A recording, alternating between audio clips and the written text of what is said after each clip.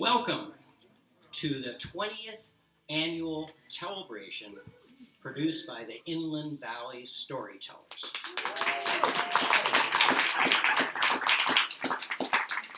My name is John St. Clair, and I'll be your Master of Ceremonies tonight.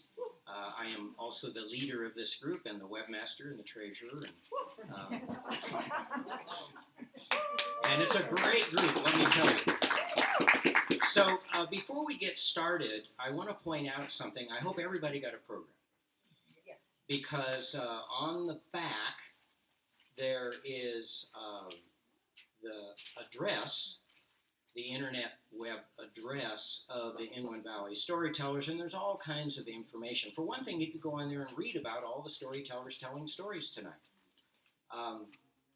And there's links to the Storytelling Association of California, which we call SAC, and they do a lot of Zoom events, including a genre series once a month where they have storytellers tell a particular kind of tale, like folk tales or scary tales or personal tales, and they have other programs ongoing, and you can get to all that from our website. So don't throw this program away. Hold on to it, and if you didn't get one, there are more in the back. So I'm going to start off. I see everybody's wearing masks except me. Whoever is up here is not going to wear a mask. But as soon as I get down, I'll put mine back on. That's for the safety of those people who are here who may be immune compromised or concerned about their health. And so we try to provide a safe environment. So I'm going to read to you the official Tellabration proclamation. In the name of storytelling, Saturday, November 19th, 2022, is hereby proclaimed to be Tellabration, the worldwide event of storytelling on this very day in 40 states and 8 countries, from Sacramento to San Antonio, from Boise to Barcelona, from West Virginia to West Indies, from Las Vegas to Claremont. Over 300 audiences are gathered for this spectacular storytelling event. Without further delay, enjoy, and anticipation, let the stories begin.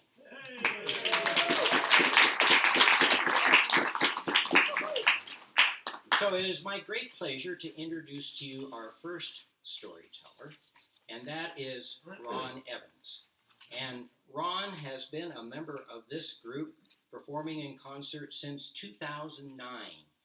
And he's been a delight to have in the group, and he and his wife Janet have the distinction of having attended the very first Tellabration, which was held in Connecticut when they lived on the East Coast. So that's quite a distinction.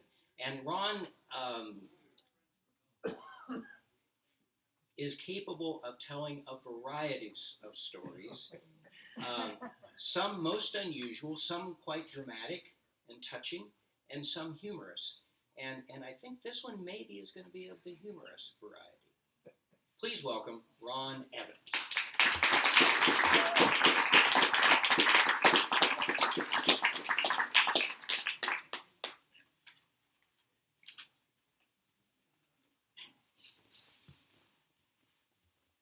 Thank you, John.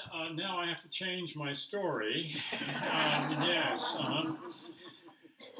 The story that I would like to tell you, if it has to have a title, and many stories do, there are 2 titles really, the one that the story has that speaks for itself, and those who remember it and then call it something else. It's rather like identifying our friends after a long period of time.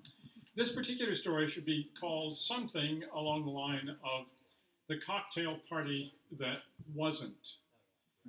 Actually, it's a story that you may know far better than I, because the particular setting for this story and the principal character was here in the West Coast, and rather an infamous figure himself, long before Janet and I moved to California. So some of the facts in the story you know better than I'm sure. Correct me if need be.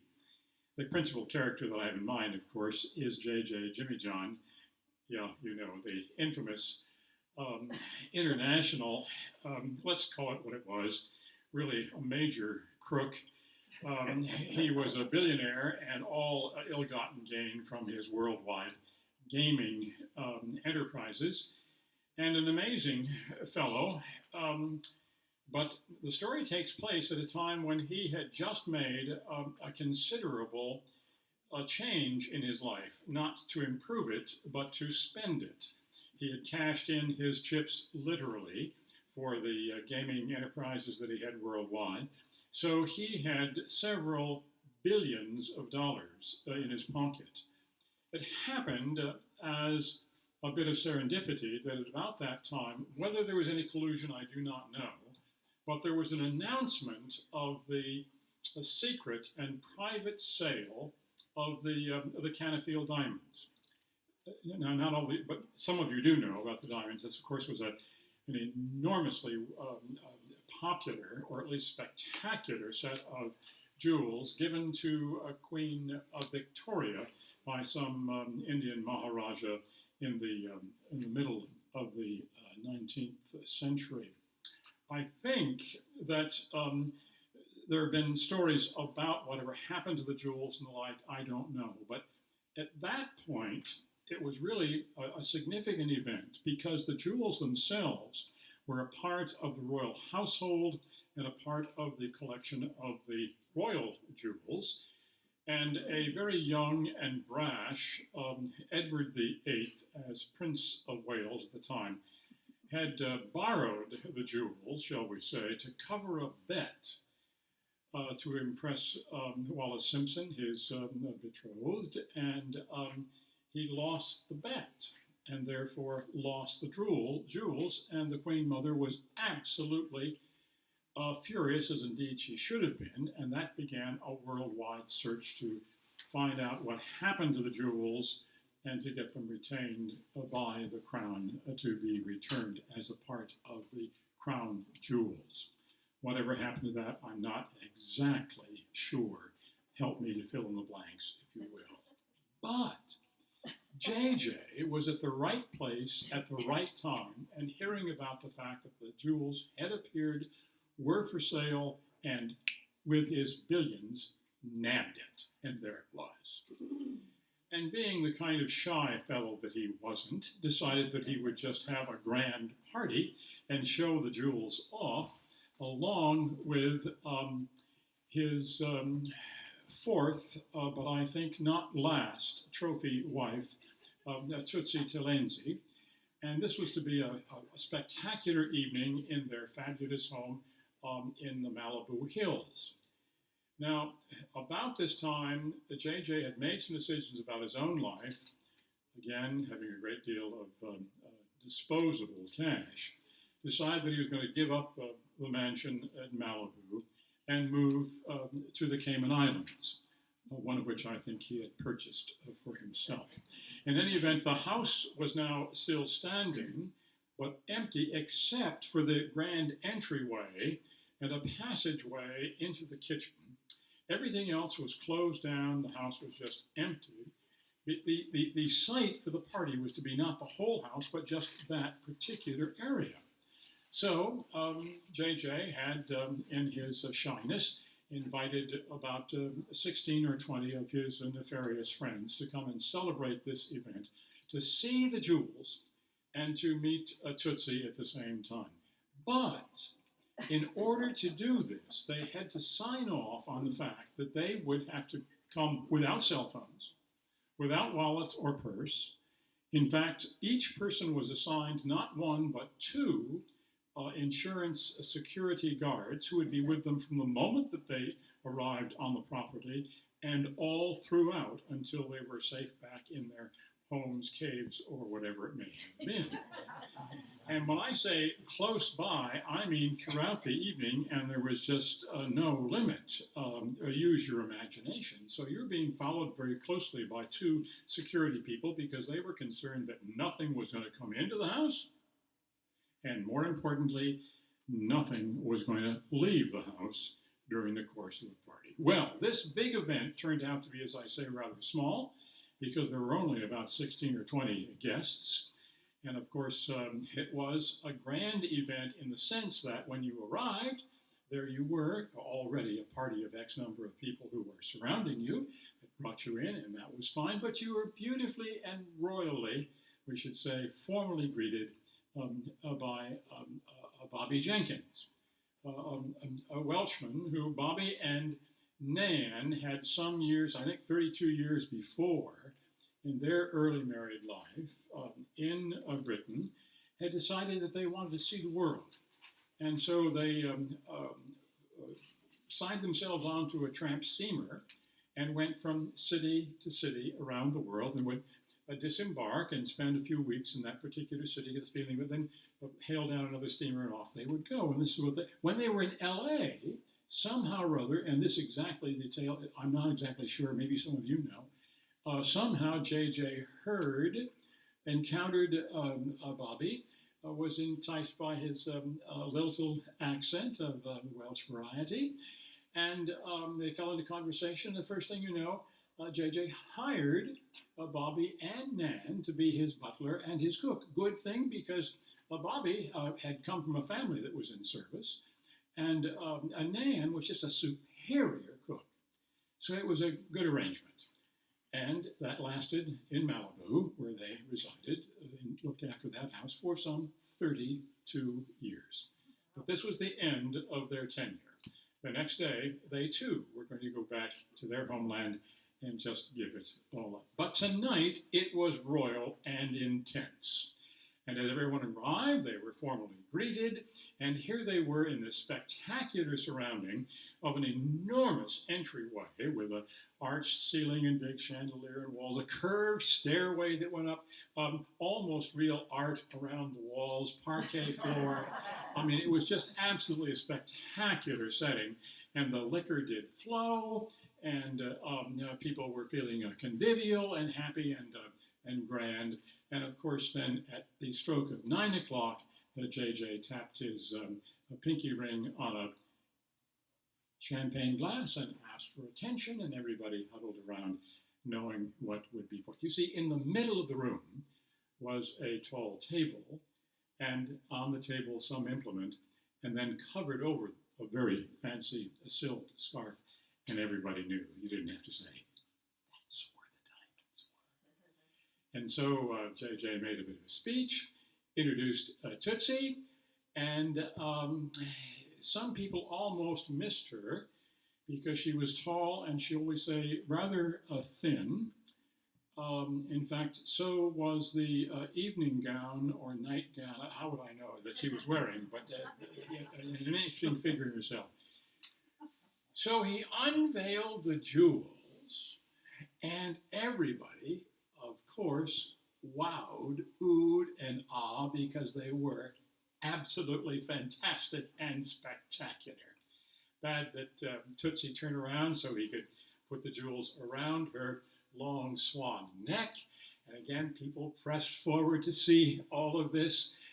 And just as he was about to put the jewels around her neck, the lights went out. And somebody screamed, and somebody pushed, and somebody shoved, and I don't know what, the glasses that Bobby had on it, the champagne glasses, they slid off, and the plates of hors d'oeuvres that Nan had slid around and slashed and bashed and crashed and mashed, and it was just all chaos, and somebody shouted, and somebody yelled and pushed, and yelled, no, out! Then the lights came back on again. In the investigation that followed afterwards, remember, we're just awash in insurance security people. In the very careful examination thereafter, it was proven that the lights were only out for 7 seconds. J.J. shouts, all right, it's all right, settles you down, everything is all right. Except it wasn't all right. The jewels were nowhere to be seen. When this became clear, now the insurance security people were all over the place. Guns drawn, everybody yelling, more chaos, more confusion. And this continued from 9 o'clock through to 4 in the morning. I mean, people were not only searched, they were x-rayed. I mean, they looked into their hair, they looked under their fingernails. I will not go into detail, but use your imagination. I mean, there was just absolutely nothing that was not searched and dispersed and birched and perched and whatever. And they were x-rayed and re-rayed, and I mean, they just couldn't find the jewels anywhere. Machinery was brought in, they looked above the ceiling. They looked under the floor. They looked behind the walls. They looked in the paint and the art, and they just couldn't find it. And finally, at 4 o'clock in the morning, it was declared, that's it. A new crowd of police, a new crowd of insurance inspectors were going to arrive in the hour. They let everybody go home. But each person had to take with them right to their home the 2 insurance security guards. I mean, what a night. So, Tootsie and JJ also left for their penthouse apartment at the Biltmore in Los Angeles. The place was empty except for Bobby and Nan and the 4 security people looking after them. And Nan always being, as she was, detailed and tidy, and Bobby always being a person of good order, wanted to make sure that everything was just right before they finally left.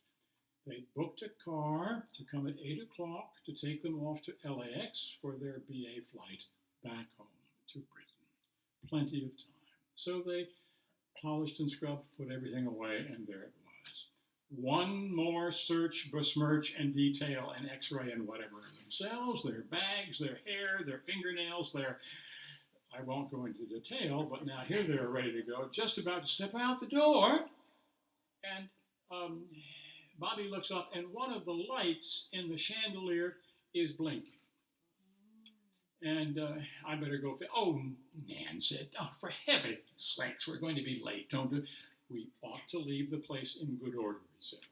We'll at least get a ladder, Nan said. Well, I will. Maybe one of the men will. So one of the security guards went out to the garage, helped him with the A-frame ladder, set it up, and in no time at all, Bobby was up the ladder, jiggled the light just a little bit in the right way, and it came back on again, fine, came back, folded up the ladder, off they went in the car. As soon as they were in the car driving off the property, then Nan remembered that they needed to stop at the British Council en route to the airport because, of course, their passports had not been certified for these 32 years. So that was a good thing to do, to stop. She phoned ahead, made arrangements to make sure that this would be okay, but they thought that, but we needed to make sure the signature and the dates were okay. So fine, pulled into the office at the British Council in West LA, just near the university, as you know. And in they came. 2 of the board security guards, they've been up, all night themselves as well, stayed in the car looking after the luggage and whatever. And 2 came in with Bobby and with Nan. And as they came in the door, they were well greeted by a lovely woman at the reception. And with Bobby's careful ear, he detected the lilt of a Welsh accent, and automatically greeted her in their common language. And she responded in Welsh as well, and they had a little conversation. She was just delighted to speak Welsh, which you don't get a chance to do here in Los Angeles very often, I am finding myself. Ronald Thomas Evans, if you don't mind. And so she said that she thought that the British Council, who was in, would be delighted to certify the papers. And so in Bobby went. The security guard, bored as he could be, stayed here, fine, in the entryway, whatever. And in a few moments, Bobby came out. The security guard thanked him, or rather the counselor thanked him very much. Into the car, off to LAX. Got there in plenty of time. One more search, besmirch, X-way, unray, whatever, and the security people turned Bobby and Nan over now to the airline security, who went through the same thing, X, Y, and Z. On the plane, good flight. Interesting, before they got onto the plane, to their surprise, bumped up to first class. Never happens to me, but it was, fine, okay, there you are. And our story ends there. Which may not sound complete. I mean, I can tell you that Bobby and Nan did get to Britain safely. Their longtime dream to purchase a place that they would operate as a bed and breakfast, they did that. JJ and Tootsie to the Caymans. Mercifully, a few months later, JJ died of a massive heart attack. There was applause. But you know, that's basically it. Now, why am I telling you this story? Because over a course of many years, Janet and I have had the privilege of going back to Britain and often to walk in Wales, but on this occasion, we were walking on the Thames Path. And we had booked a little place in Marlow. No, you know Marlow. Whether you've been there or not, you know it's a little lovely village just to the west of London, just on the Thames. The reason that you know it is that because almost every other mystery story, masterpiece mystery or whatever, is filmed in Marlow. They just don't call it Marlow. They call it all kinds of things. I mean, the pub is there, and the B&B is there, and the churchyard is there. And so you know Marlow. And that's where we were. In a little B&B, which was called the Canfield House, which I thought was curious. And when we arrived there, a very small but dignified framed picture on the wall of Bobby and Nan, no less in formal attire, as they are being awarded by Her Majesty Queen Elizabeth II an OBE. That's Order of the British Empire, the highest award that lay people can receive. Now, they're no longer a part of the picture, but their great niece, Genevieve, runs the place, and we asked, what's this all about? Genevieve said, well, I don't know the details, but some personal service was done for the crown, and that was it. And so the story ends there.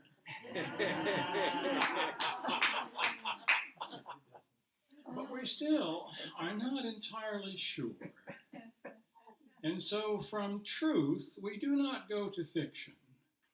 We go to legend, which says very, very clearly that on that night, no, early in the morning, after everyone had left the party, all of the guests, JJ and Tootsie, and all of the security people, save the four who were staying with Bobby and Nan, and after the last bit of inspection of themselves, their person, very personally, and all of their luggage and whatever, and when Bobby saw the twittering light and asked for help getting the ladder up, and up he went and fixed the light in just such a way that as he jiggled it, he also let loose something that was hanging right there in plain sight that everybody could see.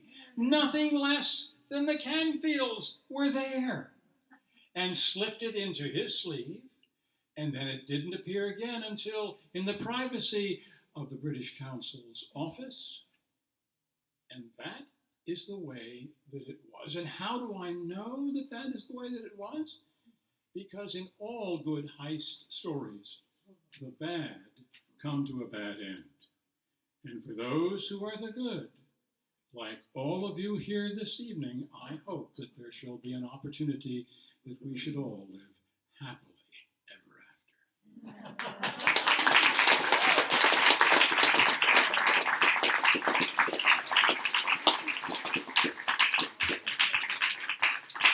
Thank you, Ron. That was quite a tale you spun. Quite a tale. Okay, our next storyteller is Adrian Lowry. And Adrian has been telling stories in our group since 2011. We were so lucky to have a group of dedicated, experienced storytellers to share their stories with us. Please welcome Adrian Lowry.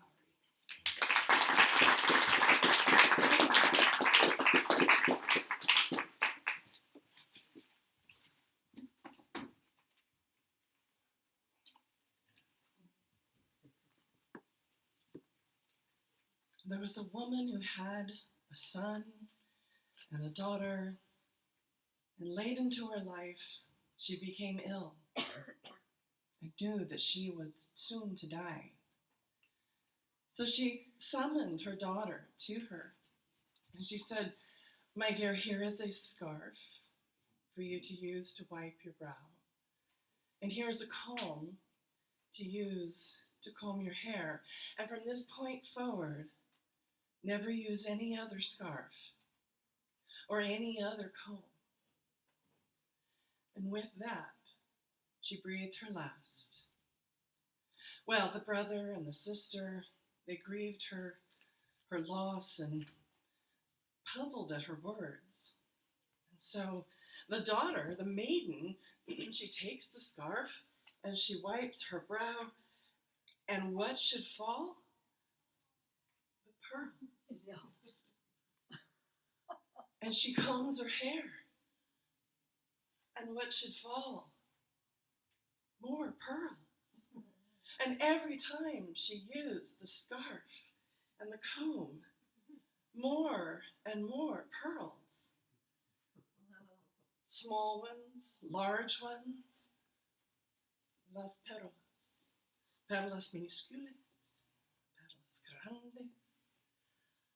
Well, her brother said, "Save the pearls, string them up, and I will take them on my next voyage," for he was a sailor, "and I will sell them to the king of which land I go to next, and get a good price for them." Well, thus she did, produced many lustrous strands of pearls that he then took with him on his next voyage. And as he landed in said kingdom he was heading for, he went to the king's castle, and one of the servants there said, "Well, what business have you here?" And the young man said, "Well, I have pearls for the king." "Well, I'll take those to the king," said the servant. "No, no," said the young man. "I will bring these to the king myself, so that I may negotiate the right price for them." And so he did. And as he met the king, he was led into the king's apartments, and the king was duly impressed with the beauty of the pearls, the lustrous strands, large pearls and small pearls, and all those pearls in between that held and shimmered in the light. Well, he asked, "Where did you find such pearls of such beauty?" And the young man told him the truth, told him about the scarf, told him about the comb, told him about his sister. And the king said, "Bring her here. I wish to meet her. And if everything you tell me is true, I wish to marry her. If anything you tell me is false, you will be put to death."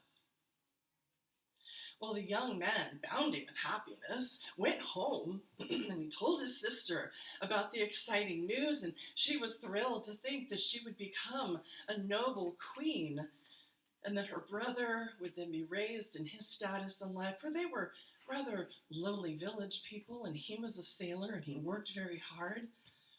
And so as they got ready for their trip, she produced more strands of pearls in order to take them to the king. And they told the next door neighbor what was happening and where they were going and all the exciting news. And the neighbor said, "Could you please help me and let me accompany you and bring my daughter with me?" And of course they said, "That's great, sure. Come, be a part of our trip." And so they set sail out into the ocean. A day or two into the trip, the neighbor, wily as she was, gave the maiden a draught of poison. As she took to her bed, very ill, her brother checked on her regularly, very concerned. and the neighbor gave her yet more poison. And finally, at one last evening, she lay as one dead. Her brother was deeply sorrowful, and as a sailor, he knew what to do. He bound her up and put her into the ocean, which is what you do to bury your loved ones at sea. And he grieved deeply, not only because he loved her, but also she was his last hope for some rise in stature in life. Well, the wily neighbor said, "You know, King hasn't met your sister. You could pass off my daughter as your sister."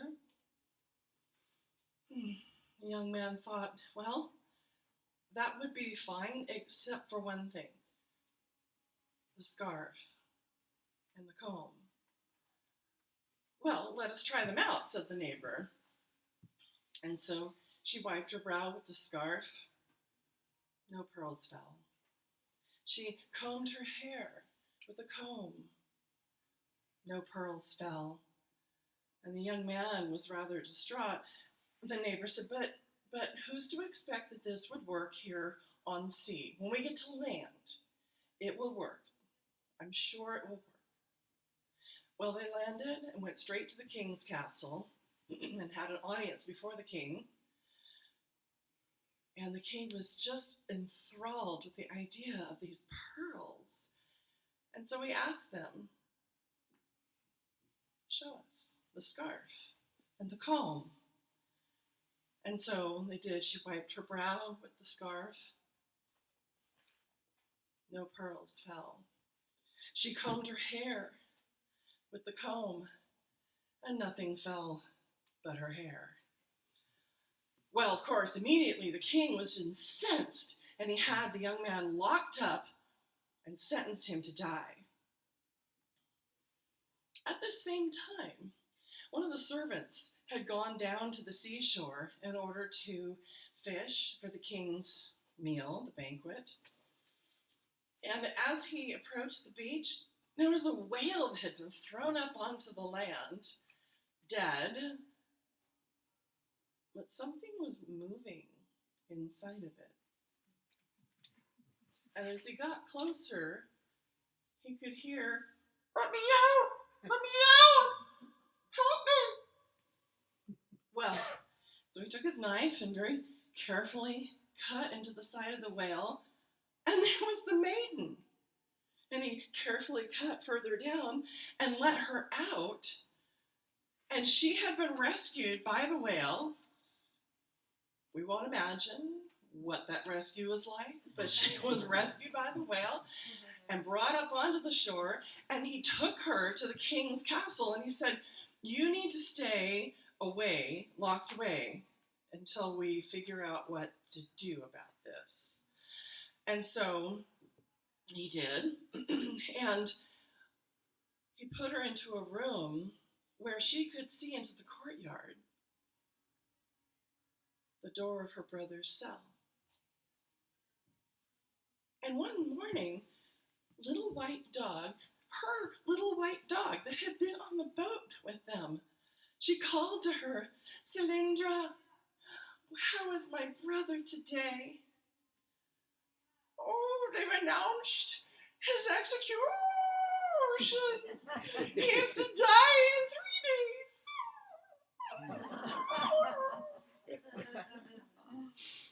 Oh, it broke her heart. And the next day, she sees Cylindra, and she says, "Cylindra, how fares my brother this day?" "They've announced his execution again in 2 days. Oh, well, the king's servant overheard this exchange, and he went to the king, and he told the king the story that the maiden had told him when he brought her up to the castle. how she had been on the boat heading with her brother, how the neighbor and the neighbor's daughter had plotted against her, and he told all of this story to the king. And the king said, I want to be there tomorrow when she speaks with her dog again. I want to hear this for myself. So the next day, the king positioned himself to look into the courtyard. And as the young woman saw her dog, Cylindra, how fares my brother this day? They've announced the last of his execution. Tomorrow he will die. Well, the king heard that. And he went and he took the maiden and brought her to his presence and then brought her brother. And he said, tell me if this is true, that you have been deceived in this way. And he said, yes, every word of it is true. And he gave her the scarf. And she wiped her brow. And pearls fell. And he gave her the comb. And she combed her hair. And pearls fell. And soon he knew she was indeed the correct maiden to use these magical things. Well, he put the neighbor and the neighbor's daughter, sentenced them to die. And there was a feast for days as the king married the maiden. And of course, it was so exciting that her brother would be finally raised in his stature, the brother-in-law to the king, more importantly, the brother to a noble queen. And she had additional pearls put together for a collar for her beautiful, faithful dog. And they all lived so happily ever after on the shores of Portugal. This is an old Portuguese folk tale, finally first published in the middle of the 1800s, aptly titled, The Maiden from Whose Head Pearls Fell When She Combed Her Hair.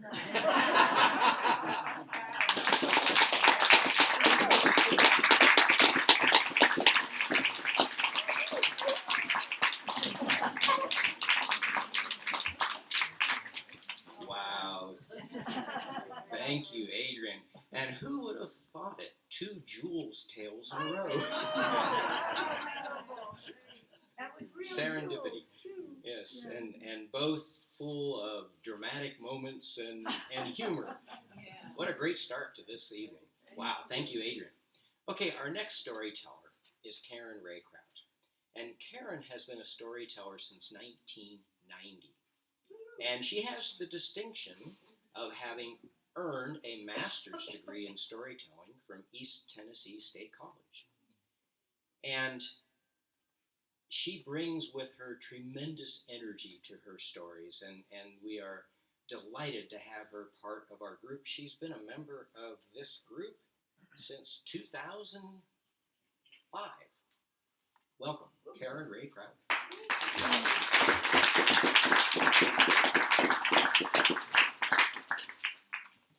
Okay, I don't have any jewels on me. Just full disclosure. So I have a little bit of an introduction that I want to share with you before I tell you the story.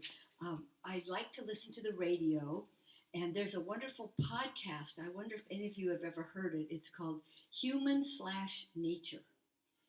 And it's a series of podcasts about how we can deeply connect with the natural world even while living in an urban environment. And one of the episodes was about the Palos Verdes blue butterfly. And it's a tiny, tiny butterfly that's no bigger than a postage stamp. And it's an iridescent blue. And it is found only in the Palos Verdes hills in all of planet Earth. That's the only place you could find this butterfly. And back in 1982 was the last time it was sighted after many years. And in 1985, it was declared officially an extinct species. And there were a few causes, bad weather. They took the main habitat of the Palos Verdes blue butterfly and turned it into a baseball diamond. And also, they were making fire breaks because of wildfires in Southern California. So the tiny little butterfly was gone.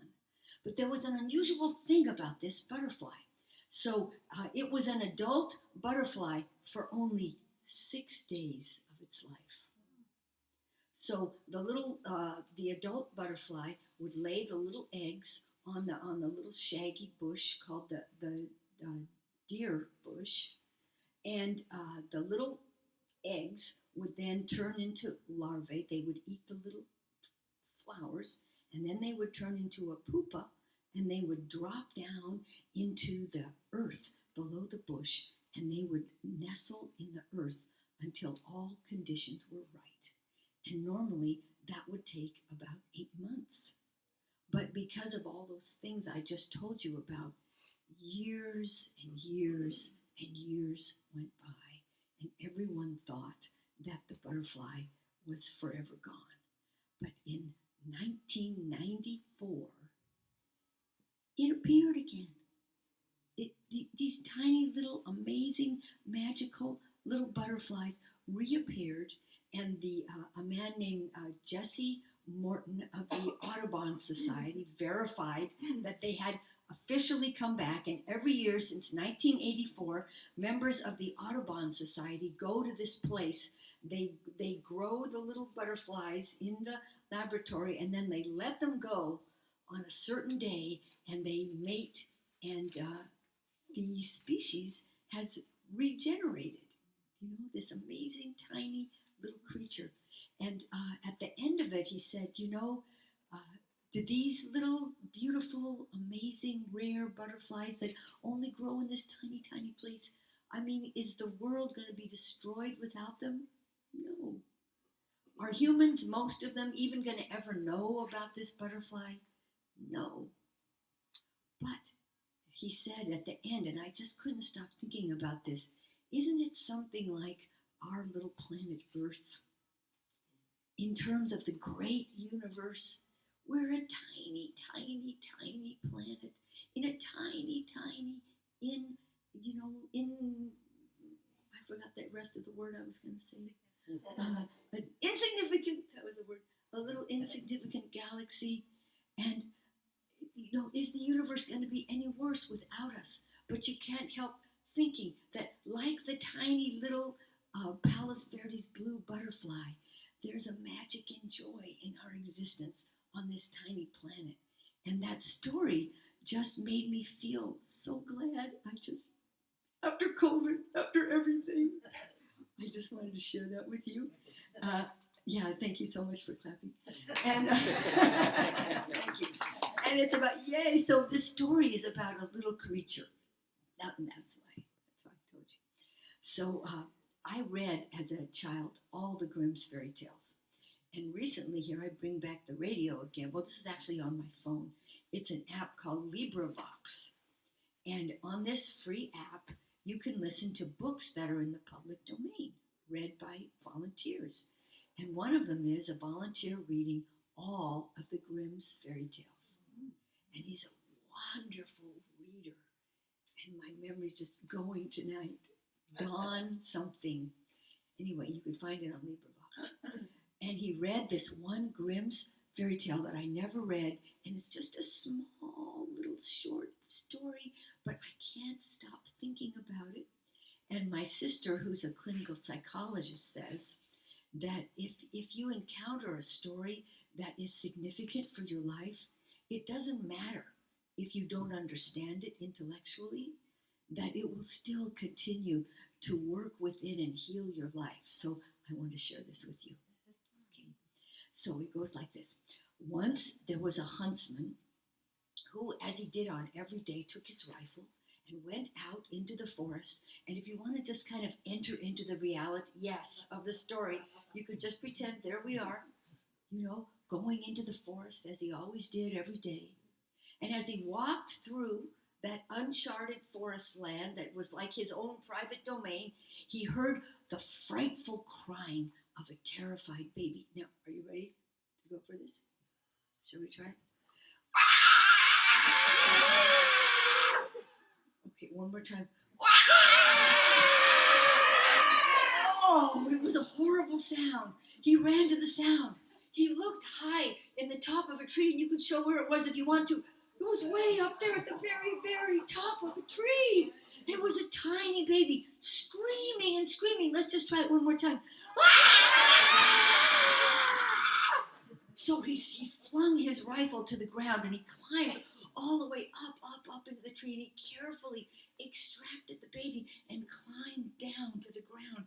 And as he held the baby, the only thing he could think of was maybe some mother was rocking her baby and fell asleep, and maybe a bird of prey picked the baby up out of its mother's arms and deposited it up in the top of the tree to lunch on later.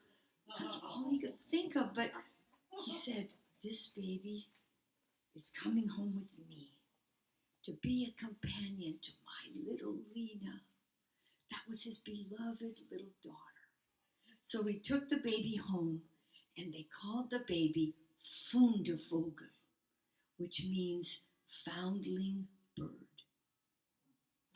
And Fundevogel and Lena became the dearest of friends. They loved each other so much that when they weren't together, they were sad. Well, years went happily by, and one day when Lena was in the house alone with the old cook whose name was Old Sana, she noticed something strange.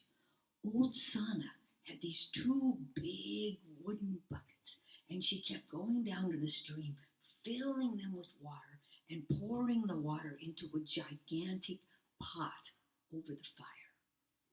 And the fire was burning under the pot. And she kept going back and forth and back and forth. And finally Lena said, Old Sana, what are you doing with all those buckets of water in the enormous pot? And Old Sana said, if you promise not to tell anyone, I'll tell you.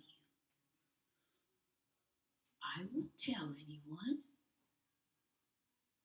When the pot is full of boiling water, I'll let it boil all night, and early in the morning, after your father leaves for the forest, I'll pick up Fundevogel, and I'll throw him in the pot and boil him. Oh. She didn't speak for the rest of the day. And that night, when Lena went to bed in the little bedroom that she and Fundevogel shared, do you think she could sleep? No, she laid there all night. She was afraid of Old Sana. But there was her beloved Fundevogel. And early in the morning, she was still awake. She could hear her father leaving the house. And there was Fundevogel. So she jumped out of bed and she waked him up. Fundevogel, Fundevogel, I will never, ever leave you.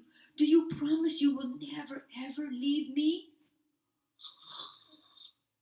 No, I will never, ever leave you. Then hurry up and get dressed. And she told them the whole story about Old Sana. So they both quickly dressed and put on their warmest clothes, and they grabbed hold of each other's hands, and they ran from the house, and you could show it if you want to. They ran down the stairs, out the front door. They ran through the village and over the hills toward the forest. And when they got to the very edge of the forest, they just stopped for a minute to catch their breath. Yes, you could show it if you want to. And while they were there catching their breath, Old Sana climbed up the stairs to find Fundevogel. And then she saw that his bed was empty. But even worse, Lena's bed was empty. That would be trouble because the forester would be very angry if something happened to Lena. So she grabbed the 3 servants. She said, "Run to the forest. Bring back Lena and Fundevogel. Bring them to me." So the 3 servants were also afraid of old Sana. So they ran with all their might. Are you ready? As fast as they could. And Lena and Fundevogel looked up. You can show that too if you want to. There they were. They were coming toward them. This part's kind of fun. Shall we try this part? They're getting closer and closer. Fundevogel, said Lena. Fundevogel, you promise you will never, ever, ever leave me? Never, ever, ever. Then turn yourself into a rose bush, and I'll turn myself into a rose. And they did. And the 3 servants arrived. They had seen the children sitting there. But now the children were gone. There was nothing but a rose bush and a beautiful red rose. So they went trudging back to the house. You could show it if you want to. And old Sana said, "Where are those children?" They weren't there. All we saw was a little rose bush with a red rose on it. "Oh, you fools! You should have chopped up the rose bush and brought the red rose home to me. Now go back immediately. Bring me that red rose. Chop that rose bush to bits." So the 3 servants went running again. Are you ready? They were scared now. They really ran fast. Their adrenaline was racing. And when they were almost there, you could show this part too. Oh, there they were. Lena turned again to Fundevogel. "Fundevogel, you promise you will never, ever, ever leave me?" "No, Lena, I will never, ever, ever leave you." "So then, turn yourself into a church, and I'll turn myself into a chandelier in the church." And the 3 servants arrived. No children. Just a church with a chandelier. And so they went trudging back to the house.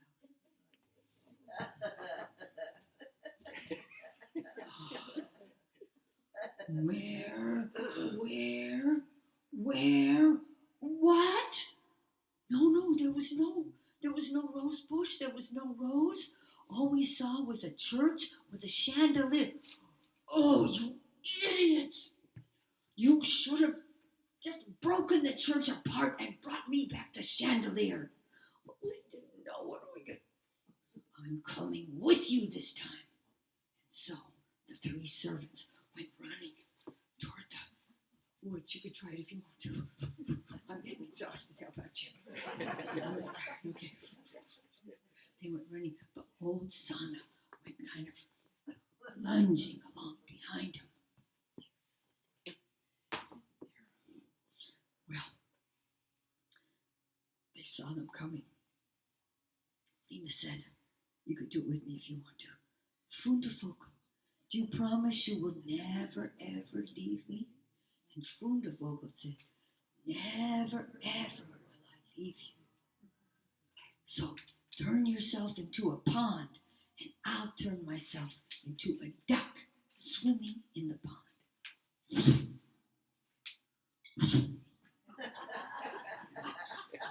There they were when the servants arrived. But do you think old Sana was fooled? No. She immediately threw herself down on the ground and started to drink up the pond. Well, you know what that duck did? The duck grabbed old Sana's head, pulled her into the pond, and she drowned. Mm-hmm. And Lena and Fundevogel went back to their home. And if they haven't died, they're living there still. That's the end.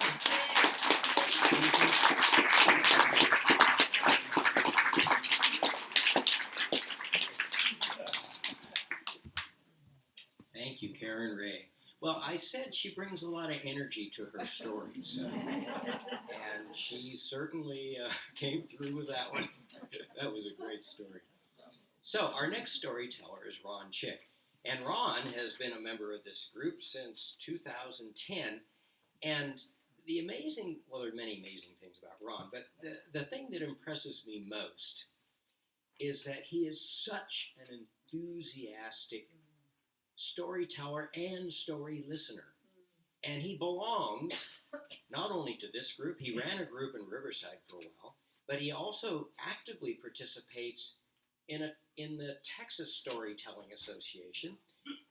He has close ties in Utah to the Timpanogos Storytelling Group and other Southern California storytelling groups. He travels all over to tell stories and listen stories. And he's got quite a repertoire of stories to share. And I don't know what he's going to tell tonight, but I'm sure it's going to be interesting. Please welcome Ron Chick.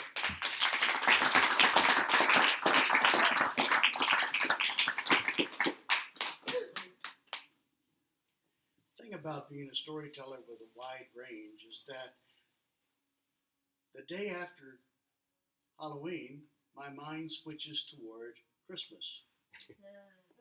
And I have a lot of traditional Christmas tales that I tell, but I have one that is unique to me, and I thought I would share it tonight. Most of you are old enough, experienced enough to know what a babushka is, a large scarf worn by Russian women around their hair. It's also a word for an honored grandmother, the old babushka. And there is the babushka, who is something else entirely. The old babushka lived in her house out in the forest below the great pass. And she kept her ducks and her geese and her sheep, and she lived mostly okay. It was a strange thing happened to her one morning, though, 3 days before the big event. She was out in the garden, looking around, trying to find something that could be plucked from the frozen ground, and a voice came and said, "Babushka, in 3 days, important visitors will come. You must get ready." She looked around, but there was no one speaking to her, and she thought, no one visits me in the midst of winter, in the spring and in the summer sometimes, but no one that comes in the midst of winter. What nonsense. But it disturbed her thinking the rest of the day, and as she ate her simple supper, she thought, strangers? No. Her sleep was disturbed by it, though. The next day, she got up and she was kind of cranky and a little out of it. She went out to the barn and she put some grain out for the chickens, and she put some hay down from this loft to the sheep and the cow, and was sitting in her kitchen, and I think perhaps maybe she felt like she fell asleep, or maybe not. But the voice came again. "Babushka, it is 2 days before important strangers come. Get ready." There was nobody about. This can't be. I was just dreaming. But again, she had a bad night's sleep. But she was out doing her morning chores the next morning in broad daylight, standing up, when again the voice came and said, "Babushka, tonight, important visitors will come. You must get ready." This time she didn't doubt what she'd heard, but she thought, what can I do? I have food. I can make food for visitors. But what if they are men? I can't have strange men coming into my house. Where can I put them? And she thought, oh, of course, the upper barn. When her husband had been alive, that had been a very useful thing, but now it was used just to storing hay. And so she went in and she looked around. It was a mess. She thought, well, I'll bring some braziers up. We'll warm it up. I'll clean it up some. I've got food I can prepare. And then she realized the cover to the hole in the middle of the floor was gone. A large round hole in the middle of the floor. And she thought, I don't know where it could have gone. I could have seen it if it had fallen through. I don't know what. I know. The sheep dip pan. It's about that size. It'll work. It should be hanging on the back of the barn. And she went around to the back of the barn where it would hang, but it wasn't there. It was sitting a little ways ahead of her with a pine tree, tip of a tiny pine tree, broken off in a storm, sitting in the ice, frozen over, standing perfectly straight.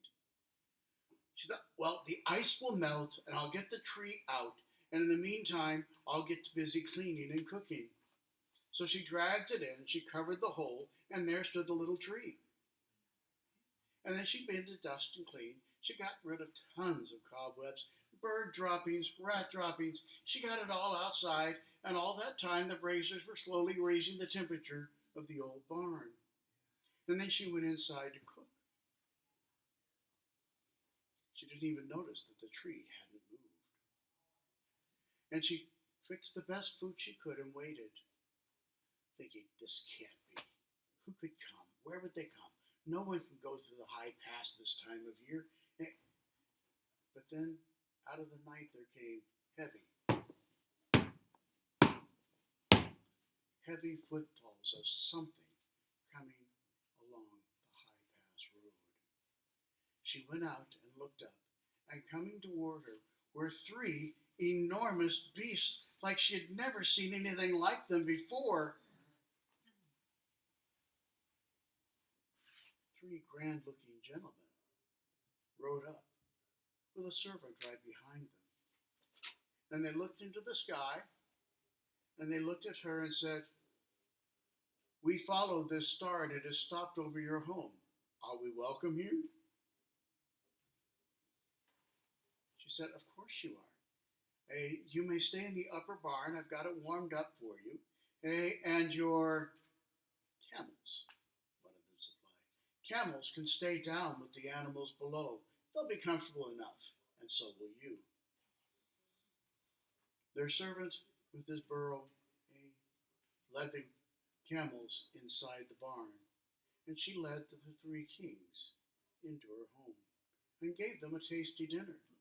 And they told her of their journey, following the star that would lead them to the King of Kings, who would be born somewhere very soon. One of them looked at her and said, the star has stopped over your home.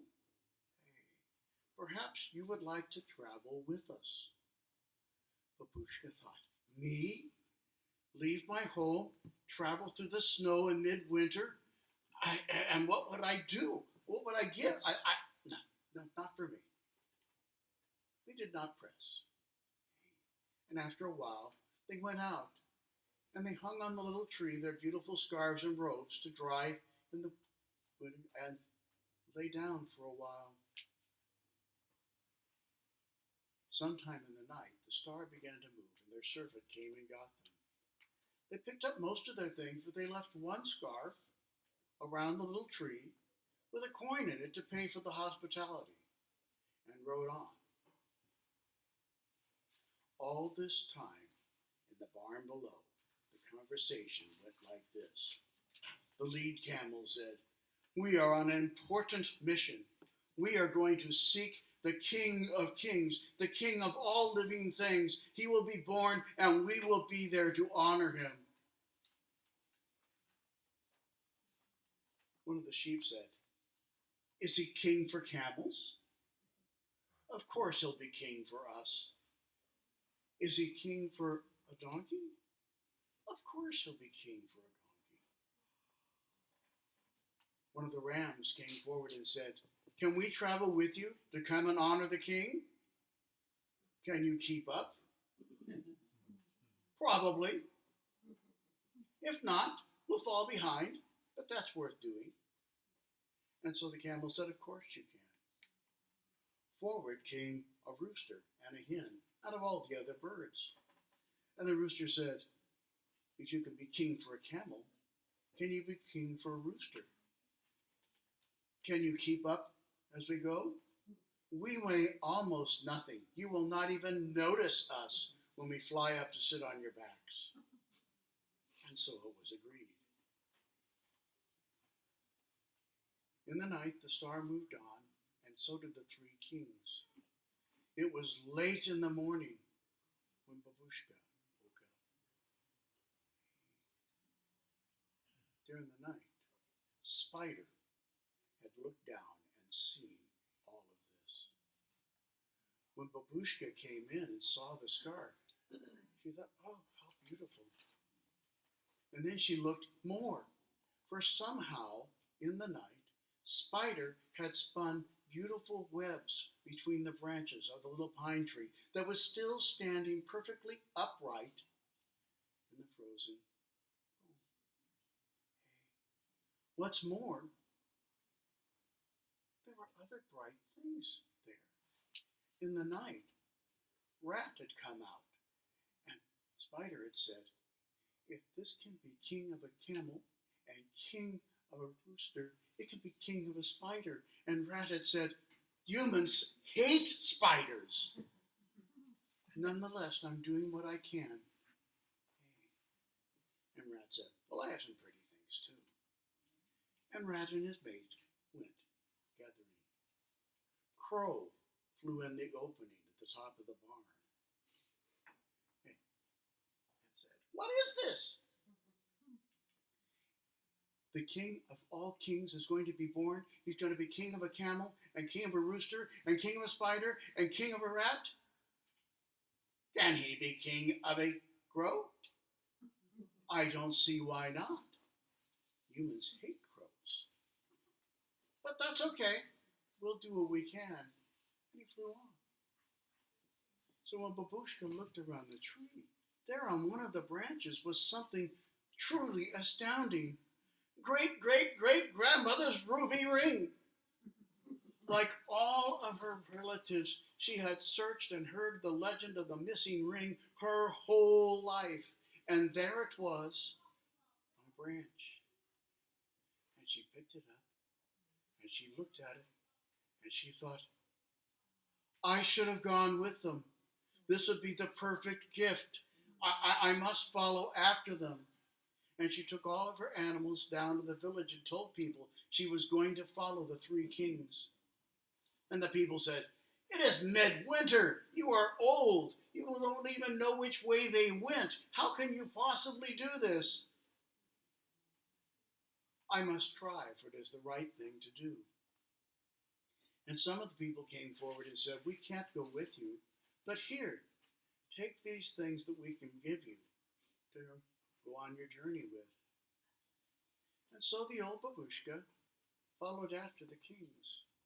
And everywhere she went, through all of the centuries from then to this moment, she has always found people who were willing to share what they had with those that had left. And wherever is a child, anywhere in all of Mother Russia, who is truly in need, Babushka at Christmas leaves something of importance for them. And as for Spider and Camel, they found a king.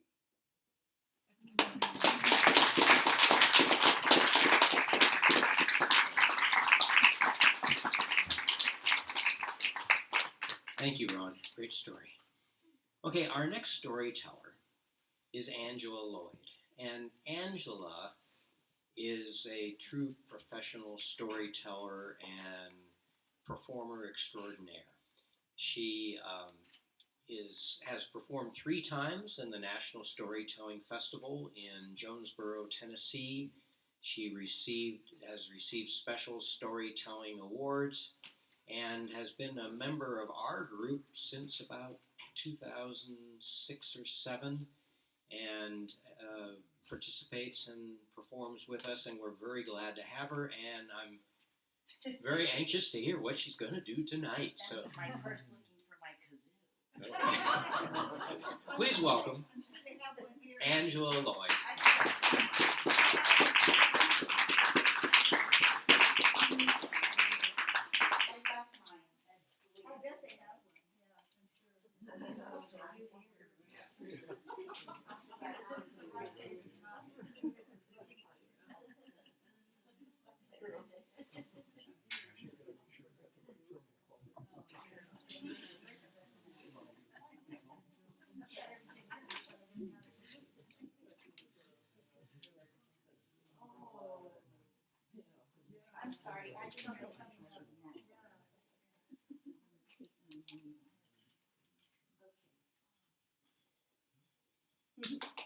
Thank you, Mary.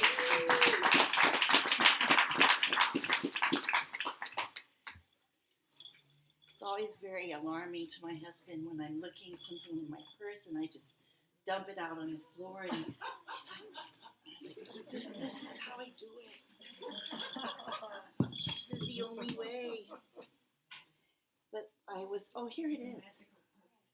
I was at my school yesterday, and it's still my school, but I stopped driving there in August of 21. So I didn't retire, I just retired from commuting. Looking for a helicopter or a small blue butterfly would do. Yeah. So sweet. So this is a washboard, and I was sitting facing this way, and I remember that wall ringing when I was telling a story that had jewels in it. It had pearls in it. And I remember there's a place where I holler, and that whole wall of instruments hummed back. So I was trying to think, what story do I know where I can holler? Lots of hollering.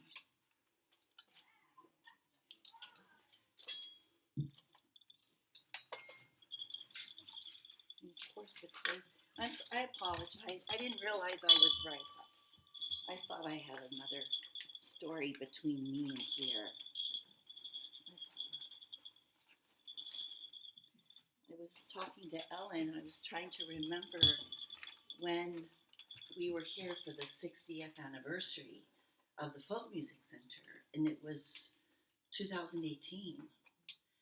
So we just figured out that next year is the 65th anniversary. So there will probably be a gathering. So I wanted to start with just a little melody. And for any of you who still have your metal kazoo, I put Band-Aids on the top and the bottom.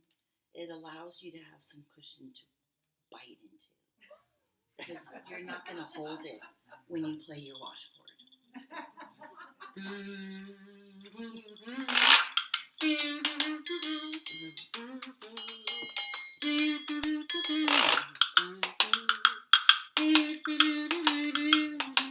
You could snap your fingers if you like. That'd be nice.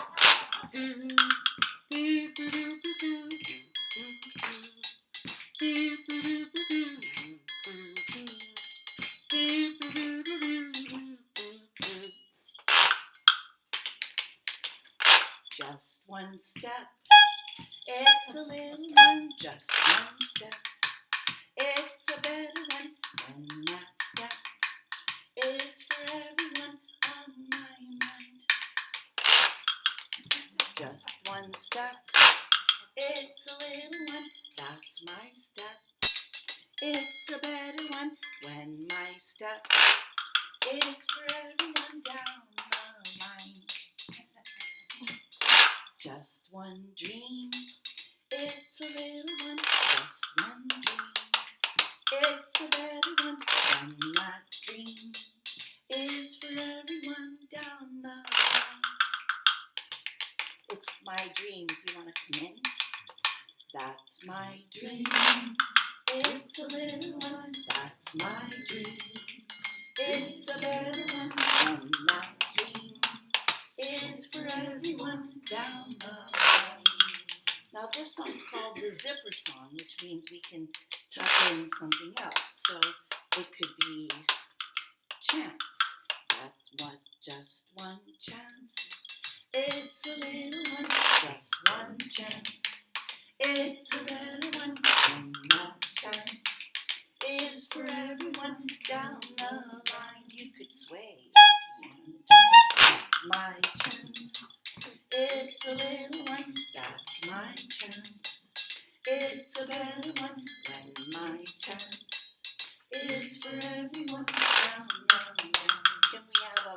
something suggested from the room?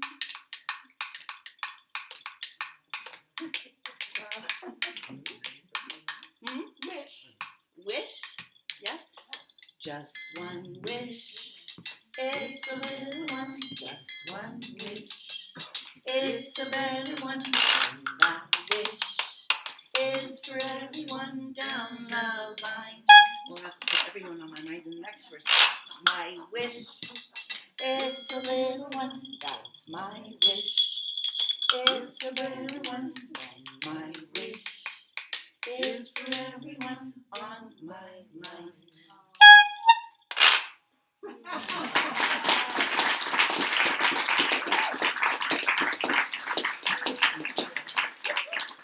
That is a song I learned at the Children's Music Network, which is a national organization, and the singers and the songwriters, the common thread they have are songs around social justice. And I went to my first gathering of that group with Dorothy Chase, who used to run this place many, many years ago when it was in LA. But that song was sung at a swap by a man named Ted Warmbrand. And if you can imagine a fellow about this tall in overalls and long curly hair, gray hair, and a banjo, you can see him. So here's a little something. I've probably used 8 minutes just to get up here. Sorry. So the story I wanted to share is by Carl Sandburg, and it was published 100 years ago this year, 1922. How the Huckabuck family went to Nebraska, raised popcorn, quit, and then came back. Jonas Huckabuck, he was living on a farm with his mama Huckabuck, and his pony-faced daughter, Pony. And people said to Jonas, you got the same name twice in front. He said, yes. He said, yes, because when they call my name and I don't hear it the first time, when they call me the second time, I always hear it. It's the same for Mama, and my pony-faced daughter. When she don't hear it the first time I call her, she always hears me the second time I call her. I'm wondering how Pony knows it was the second time he called. They were living on a farm in Nebraska, and they were growing corn for popping. And one year they just had a bang-up crop. And he's taller than Ted Warmbrand was, but you can see him with his thumbs in his overalls. How'd they ever get started doing that with the thumbs in the overalls? But he was standing strong, sturdy like John, who goes up and down the Sierra Madres every week. Really powerful hike leader over there, just in case you need to go on a run. And he looked out, and they had brought in a bumper crop. All the shed shacks, crops, and corners and cracks, everything was full of corn for popping. He said, I figured we got about enough popcorn for all the popcorn poppers in these United States. Well, that year, Pony wanted to bake her first squash pie. She had a secret. It was a big yellow gold squash. It was underneath the corn in one of the corners of the barns. And she took that, and it was yellow, spotted with gold, and brought it in the kitchen and set it down on the counter, took a big, sharp, shiny knife, and she cut it in half. Hi-ya! Boom! Cut it open. And she pushed and plunged her fingers in and saw a shine of silver. And she pulled it out, and it was a silver buckle. It looked like a slipper buckle. And she went to her father out in the field. She said, Papa, Jonas, Papa, look. And he took it in his hand. He polished it on his overalls, and he said, oh, this is a Chinese silver slipper buckle. He said, this means our luck is going to change. She said, what? He said, our luck's going to change. Maybe the good, maybe the bad. We don't know. We never know. She took that Chinese silver slipper buckle. She tucked it under her pillow. And that night a fire started in the barn. You can make the sound if you want. Just a little one. But that corn started popping. And it popped all night. It just popped, and I used to be louder in my snap. Maybe it's happened to you. Maybe it'll come back round. But the corn popped all night. She was lying in bed and she said, "Sounds like crickets in tap shoes." But it popped all night, and the next morning when she opened the front door, she was kicking popcorn. And by dinner time, when she went out for a walk, she was walking in it. It was light. It was fluffy. And Jonas, he was looking out the second-story window. It popped all the next night. The roofs were covered with popcorn. The ground, everything. The horses, the donkeys, everybody was flossing. And Jonas, he said, "We gotta go. We gotta go, and we're gonna have to let the wind blow this popcorn away, and then we'll come back." So they loaded up everything, all their pickles and peppers and things, and they loaded up the wagon, and they rode down that right of way. And the first place they went was Paducah, Kentucky. And he got a good job. Pony, she was proud of her father. It was a really good year. She watched him driving that coal wagon up and down the roads and selling coal. And then the next year they went to Oskaloosa, Iowa, and he was delivering coal there. And then they went to another place, not Elgin, Illinois, that's later in the story. Not Walla, Washington, that's later in the story. But they went to Defiance, Ohio. There he got a job digging dirt. And he took that same job and went to another spot, and it was the same digging job, but just different dirt. And eventually they went to Walla, Washington, and that was different dirt. And it was moist there. And it was a good year and a proud year. And Pony just kept waiting for that sign and that signal. And then they ended up in Elgin, Illinois. And it was a good year. Her papa got a job watching the watches at the watch factory. Pony go down there after school, and she watched her daddy. And one day she was watching her daddy, and she looked and saw a policeman watching her. And she went home and she said, Mama, I saw a policeman watching me watch Daddy watch the watchman at the watch factory. She said, I knew that's where you'd been. But then that year she thought she'd make another squash pie. And so she kept an eye on the wagons bringing in all those golden yellow squashes with yellow spots all over them. She chose a big one and had lumps on it. Have you seen those? There's like orange and green. Really, I wouldn't say juicy, but it was big. It was heavy, and she brought it home. They had their sharp, shiny knife with them, and she cut it in half. Hi-ya! And she cut it open and plunged her fingers in, and maybe some of us still can feel that cool from those pumpkins maybe we touched recently. And there was a shine of silver. And she plunged and plucked and pulled out the silver buckle. Another one. And she went straight to her father. She said, Papa, look. And he said, it's a Chinese silver slipper buckle. She said, show it to your mama. Showed it to her mama. Mama. She said, oh, Jonas. He said, Mama. He said, Pony. He said, our luck is going to change. We're going home. We've been gone several years now. Maybe the wind's blowing all away. Let's go home. Get your things. And Pony put those silver slipper buckles on her little cotton shoes. And I don't know about you in the 1970s, but I used to wear those. Remember? They came in a really slender box. And the buckles were they lasted like a week. But she had a pair of those little shoes, and they packed everything up, and they rode their wagon, and they brought it home. And as they rode up to that lane to their house, they saw the wind had blown all that popcorn away. And Jonas said, this year, he says, we're not going to plant popcorn. No, no, no, no. We're done with that. We're going to plant oats, peas, beans. We're going to plant wheat. We're going to plant beets. We're going to plant peaches. We're going to plant apples.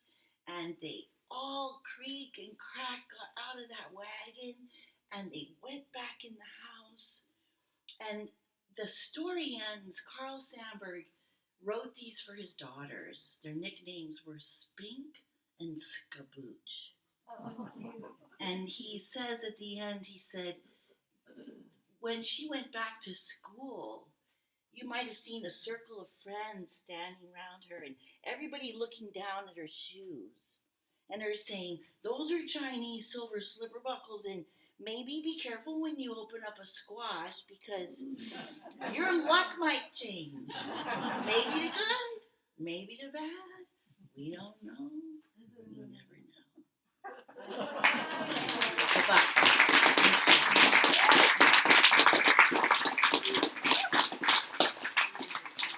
so 20 years ago, 3 friends and I made a recording of Rutabaga 1. That comes from Rutabaga 2. But the recording's here if you want to take it home. And I made a coloring book based on the illustrations from that 1920 edition. Thank you.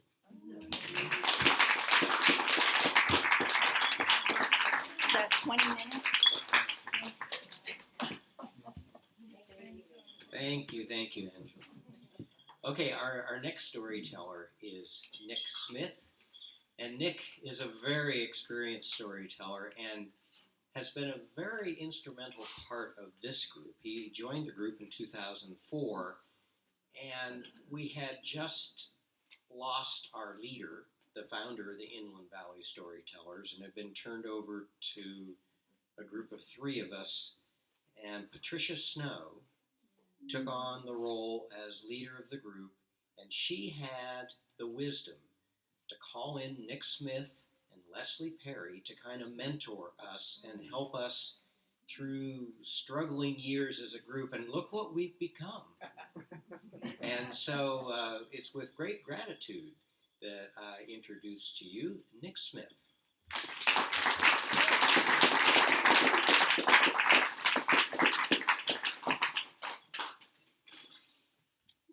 You know, it's a funny thing about stories. There's always a story behind the story. And this particular story is one that I've known for many years because it was one of the ones collected by the Brothers Grimm. But I did not know until earlier today about the history of this particular type of story because it's one of those that's come from many cultures in many time periods, and the earliest one that's been written down was a Greek version from the 7th century BC. But you see, this one is the way I prefer to tell it because this is the tale of a master thief. You see, once, a long time ago, not 650 BC, but still a long time ago, there was a man who went to visit his family for the first time in many years. Perhaps it was because it was that time of year when families gather for holidays and get-togethers, and perhaps it was because he just wanted to go back there one more time. There had been a falling out with his father, and they hadn't gotten along, but he went there. It had been so long that when he walked up, his own father didn't recognize him. So the man thought, I'll play a little trick on him. And so they started a conversation, and eventually the older man said, I wish my son was here. I haven't seen him in many years. I don't even know what he would look like now. Except for his birthmark. I'd recognize that in an instant. And the younger man said, do you mean this birthmark? And his father was stunned, and he said, my son, what have you done with yourself? What have you become? What are you now in the world? And his son said, well, the good news is that I'm brilliant at what I do.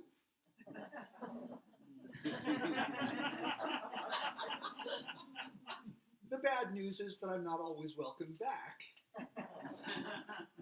Because you see, I've become a master thief. A thief, said his father. All of the things that you could have become, and you've become a thief? Not just a thief, said the younger man. I have become a master thief. And I came back here to greet you and also my godfather, whom I've heard is now the Count. And his father said, if you go to greet the Count and he learns you are a master thief, his justice is very strict and very stern. He will have to hang you. Said the young master thief. I'll have to think of a way around that. Because he insisted on going to meet the Count. After all, it was his duty as a godson. And so he left his father there and he went up to where the Count lived. And outside the Count's place was a gallows, heavily used apparently because it was in use that very day. And he thought, this may do a little bit. I think I'll have to do some talking. And so he went to the Count and introduced himself and said, I am your godson, returned after many years. And the Count said, what have you done with yourself? And he said, well, you see, I've got an amazing reputation. And I've become a master thief. And the Count said, a thief? But, said the young thief, I've become the best thief you ever saw. Well, said the Count, I will set you 3 tasks, and if you can achieve them without hurting anybody much. And the thief said, I'm a thief, not a robber, not a thug. I steal, I don't hurt people. Except for in the pocketbook. But the Count said, all right, the first task, tonight, steal my finest horse from the stable. But I warn you, my guards will be on duty there, and a stable boy will be tasked with watching the horse sitting on its back all night. Steal that horse, and that will be the first of the 3 tasks. And the young master thief said, I will attempt this. And so he went away to prepare. Now, that evening, it was not the young master thief who approached the Count's stables. It was an old woman, very old and very tired looking, but with a pack over her shoulder. Weathered, her face was, you might call it, but polite and friendly nonetheless. And when she saw all the guards there and the stable boy, she said, maybe you'll be my customers this evening. I was carrying these bottles of wine on to the next town, but my burden would be lightened if you would buy some of them. And the guards arranged a proper price for some of the wine so that her burden would be lightened on her way to the next village. And they shared the wine. And for the price, it was actually quite good. It was not quite in its original configuration, you might say, because as each of the guards and even the stable boy drank a bit of the wine, they found themselves just the tiniest bit on the drowsy side. But that was all right. There were so many of them. One guard getting drowsy wouldn't be a problem. All the guards getting drowsy might be more of a problem if any of them had noticed the other guards getting drowsy. But the stable boy was having a fine time on the saddle of that horse as he slowly, asleep. Now the rest of the guards were scattered around the floor, but the stable boy was still in the saddle.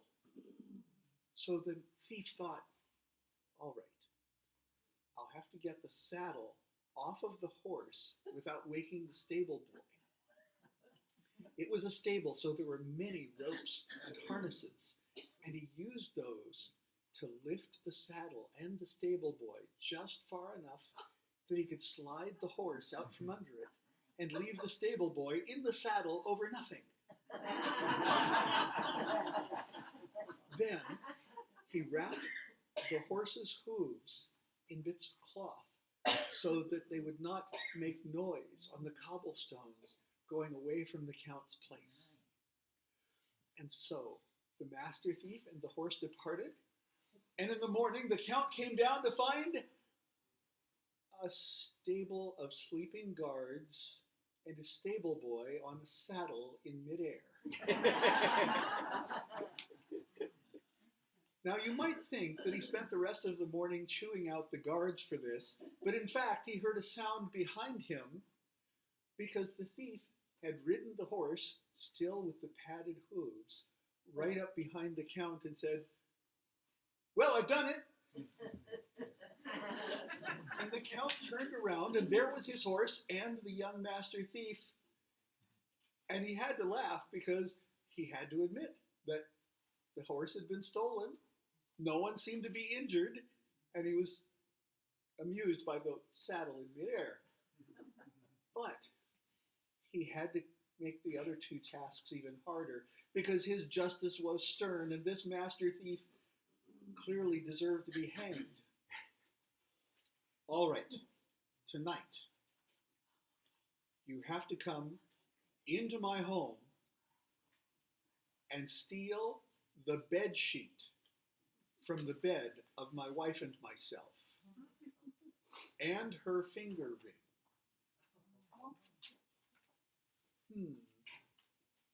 And by the way, I'm locking the doors, and the only way in will be through that second-story window. And I have my horse pistol with me. When you come in through that window, I just might shoot you. Said the master thief. Well, all right, if you're going to make it so easy. And he handed the horse back and went away. So, that night, he loaded the horse pistol. Now, for those of you who've never seen a horse pistol, it's like a regular pistol, only it's the kind you have on the saddle of your horse. So they're big and scary looking. But he had that by the bedside. And he and his wife went to bed in the normal time, but he didn't go to sleep. He waited and waited. And late that night, there was just the tiniest sound outside the window.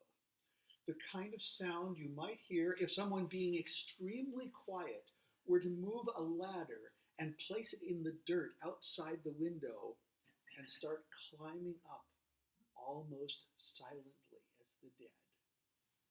Which in a way it was true, because you may remember that that gallows had been in use. And it was not the young thief coming in the window. It was the previous inhabitant of the gallows being hoisted up in front of the window. So when the Count pulled out the horse pistol and fired it, there was a loud sound of a kablam! And there was a brief bit of noise as the figure fell back down to the ground outside. Well, the Count rushed to the window, and there at the base of the ladder was a body.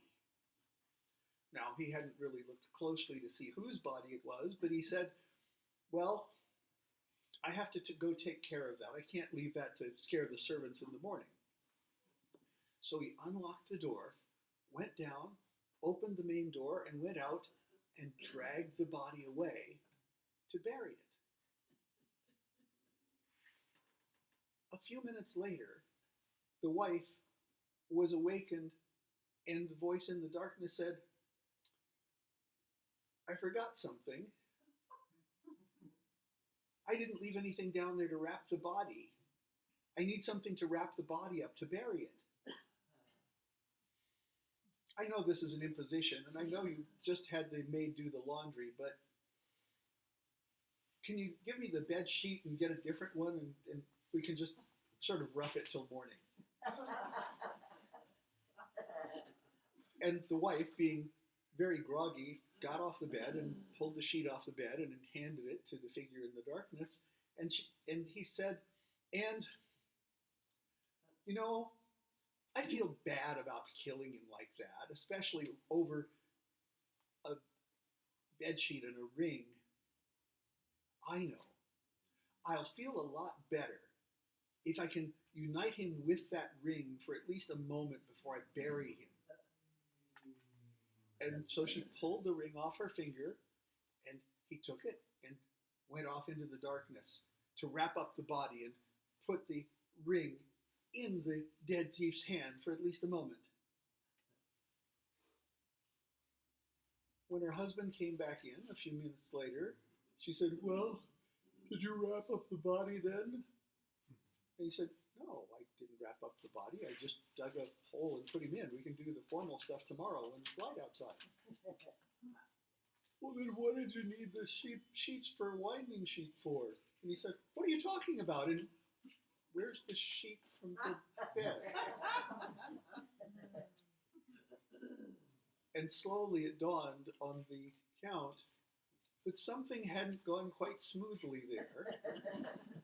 And in the morning light, he saw that there was no longer anyone hanging from the gallows, and in fact, the body that he'd shot was not a fresh one. And sure enough, the young master thief came back and handed him the bedsheet and the ring. Well, I see you're almost too good for my imagination. I will set you your third and final challenge, and if you pass this one, I will grant you a temporary pardon for your crimes as long as you never come back here. And the young master thief said, all right, fine. What's the third challenge? I want you, and the Count realized he wanted someone to share his discomfort that if this happened again, I want you to steal the vicar from the church down the road. Steal the vicar? How do I steal a vicar? I mean, that's kidnapping. That's not theft. No, there has to be a way to do this. All right, I will steal the vicar. And sure enough, that night, he went to the churchyard outside the church, the place where all of the burials for the surrounding county were held, all of the ones who hadn't been hanged, because of course they were damned and not allowed in the churchyard. And he got a bunch of crabs that he'd caught in the nearby waters. And on the back of each crab, he put a tiny candle. And he lit the candles and let them skitter around in the churchyard. And then he went to the window of the vicar. And in his best pretentious voice, he said, Vicar of the church, the world is ending, and I have come to welcome you to the pathway to heaven. And the vicar said, what? Because vicars have to wake up like everybody else. Yes? Take a look out your window and you'll see the harbinger of the end of the world. And there the victor looked out, and there were funny little lights skittering around among the gravestones. Those are the souls departing the graves. Now, if you would like to go to heaven more expeditiously, I can take you there now, but you must do as I insist, for you may not see the pathway to heaven. To go to heaven now, in case you wouldn't make it later. And the vicar thought about perhaps the misdeeds he'd done occasionally.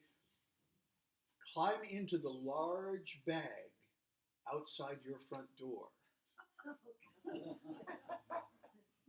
Well, that sounded unusual, but there were the lights out there, and he didn't really want to be lost if the world was ending. So he went out the front door, and there was a huge bag there. And he climbed into it, and he felt the bag being closed. Remember, you must not look out until this bag is opened in the morning. And there, he carefully dragged the huge bag with the vicar in it. There were a few bumps initially. The road to heaven is not smooth, you know. And when they went through a small puddle, we're going through the clouds, but they were about to rain, so you get a bit wet. And then up a set of steps. We're climbing the stairway into heaven. And then he heard a door opening. And from inside the bag, he could hear wings fluttering. There, the angels approach and depart. The bag will be opened soon, and you will have reached your destination. And that was the last the vicar heard, but he waited and waited and waited. And the next morning, the Count found a note next to the pillow of his bed that said, "Look in your pigeon roost." Well, the Count, of course, was curious and looked in the pigeon roost, and there was a huge bag inside the pigeon roost, and he went over and untied the bag, and there inside it was the vicar, who said, "How did you get here ahead of me?"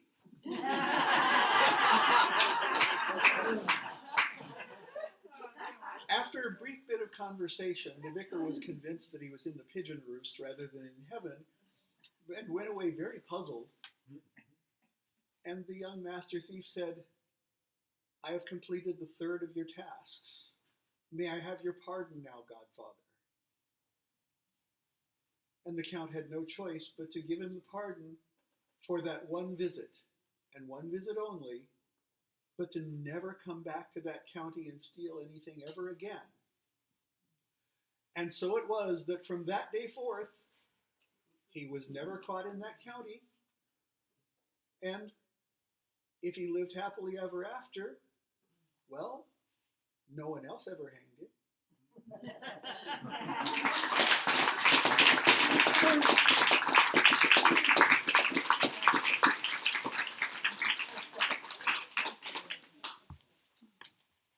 And I almost forgot. Because I should introduce our final teller for this evening. Now, John St. Clair has been with this group for many years, and he's really the organized one. He's the reason why we're able to put on events, why we're able to have meetings online while we haven't been able to have them in person, while things have happened in the world. And he's the reason why we've been able to put on shows like this one for you and for other people over the years. He was a teacher for many years, and he's still always teaching the rest of us things. Ladies and gentlemen, John St. Clair.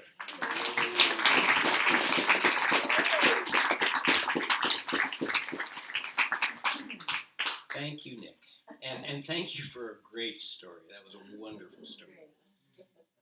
So before I start my story, I wanted to make an announcement, and that is our December Story Swap meeting will hopefully, fingers crossed, be a hybrid in-person and Zoom meeting. I'm in negotiations with the Claremont Forum, and I think it's going to work out. I don't know whether it's going to be the hybrid part is going to be the hard part, but I think we're going to be able to start using that facility again to meet live and in person, and I'm hoping that we can also arrange to have people who have been using Zoom to participate with us can continue to do that, and it'll be a hybrid meeting.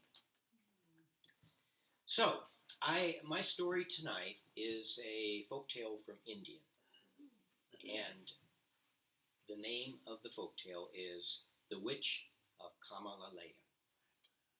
The village of Kamalaleya lies at the foot of the mighty Himalayan mountains. In this village, many years ago, lived an old woman who many of the superstitious and ignorant villagers called a witch. She was not a witch.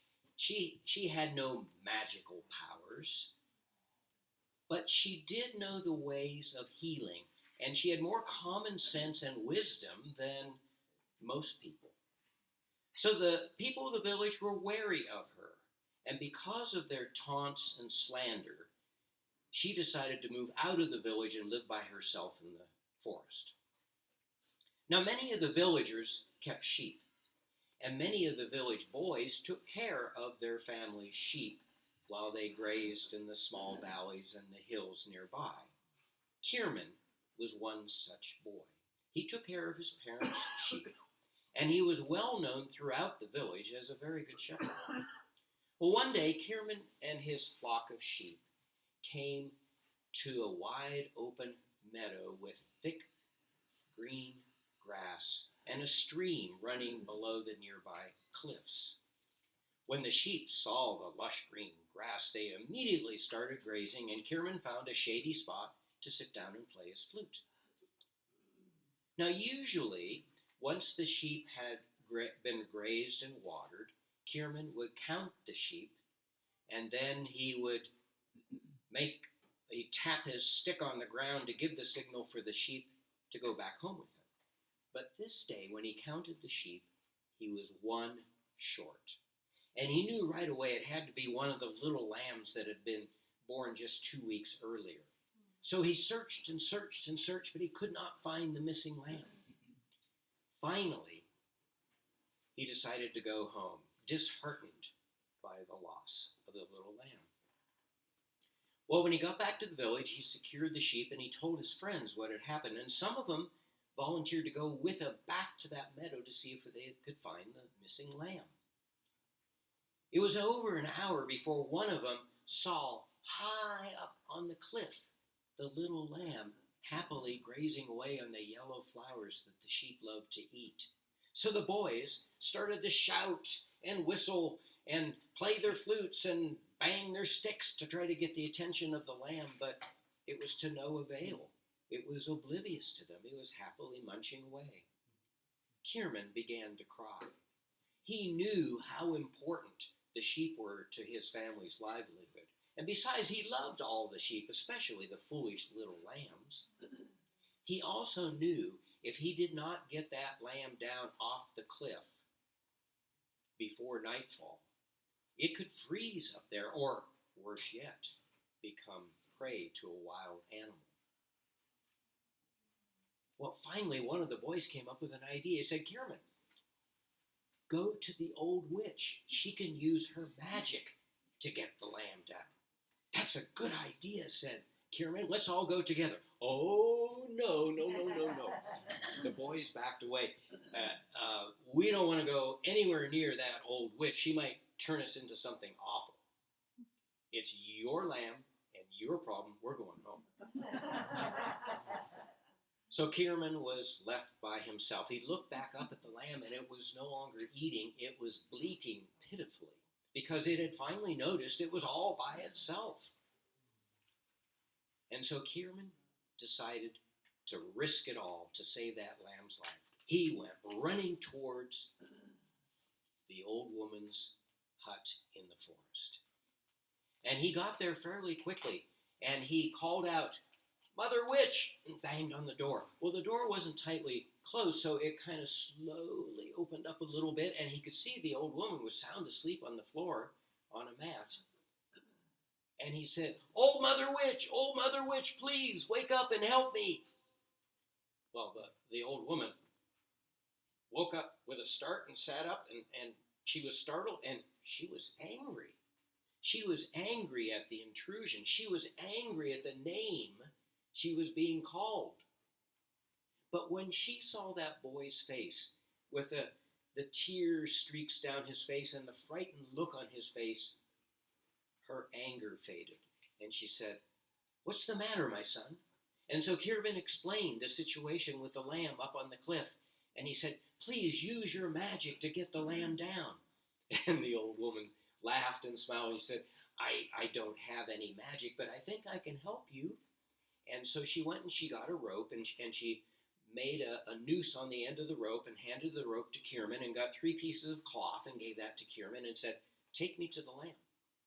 So he took her to that meadow and showed her the lamb up on the cliff, and she looked around and she said, well, it's obvious to me the lamb did not get up there from here. We have to find the path that the lamb took to get up that cliff.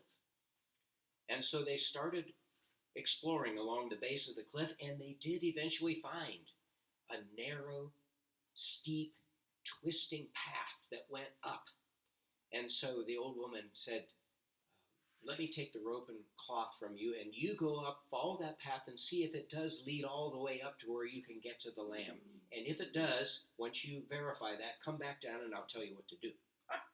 So Kierman went up that steep, winding path, and sure enough, it did go all the way up to the plateau up top, and he could see the lamb there and see he had access to get there.